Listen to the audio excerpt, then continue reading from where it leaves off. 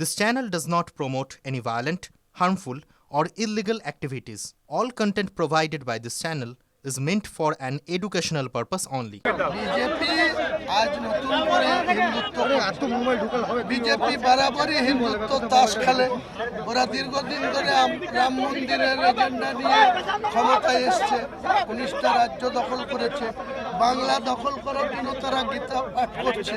আর আগামী দিনে মুসলমানদের বেশি বেশি করে বিধানসভায় সিট জেতার জন্য কোরআন পাঠেরও আয়োজন করবে। কোরআন পাঠ হবে, লাখো লোক নিয়ে কোরআন পাঠ হবে, তাদেরকে আরামসে খাওয়া দাওয়া করিয়ে দিনভর মুর্শিদাবাদে কোরআন পাঠের আজকে 5 লক্ষ কণ্ঠে গীতা পাঠ। আমি 1 লক্ষ হাফেজকে দিয়ে কোরআন পাঠ করাবো।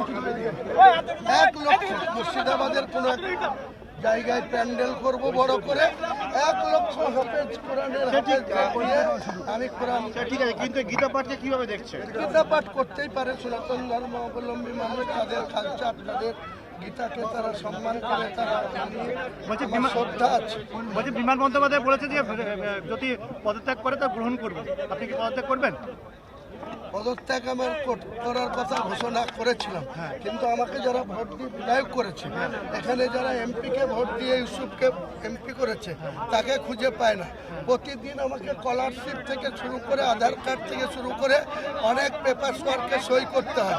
তারা বলছে আপনি খবরদার পদত্যাগ করবেন না, আপনাকে আমরা ভোট দিয়ে নির্বাচিত করেছি, আবার ভোটে দাঁড়াবেন, প্রতীক নেবেন, আপনার ব্যাপার, আমরা আবার আপনাকে। আপনি পদত্যাগ করছেন না? ভরতপুরের মানুষের কথা রাখতে গিয়ে যারা আমাকে ভোট দিয়ে এমএলএ করেছে, তাদের আপত্তির জন্য আমি পদত্যাগ করছি। দাদা, আপনাকে তৃণমূল বের করে দিল, কিন্তু সেই তৃণমূলের বীরভূমে অনুব্রত ভার্সেস কাজল, অন্যদিকে রবীন্দ্রনাথ, উদয়ন গুহ, যে তৃণমূলের এত কোন্দল দিকে দিকে, কি বলবেন? তৃণমূল এই করেই শেষ হবে। তৃণমূলের যে অভ্যন্তরীণ লড়াই, বুথ থেকে অঞ্চল, ব্লক থেকে জেলা, রাজ্য, সব জায়গাতে লড়াই লাগিয়ে রেখেছে তৃণমূলের সর্বোচ্চ নেতারা। বাপের প্রায়শ্চিত্ত তাদেরকে করতেই হবে। আর আমার সঙ্গে যে গদ্দারি করেছে ববি হাকিম, তার জবাব ববি হাকিমও পাবে, তৃণমূল পার্টিও।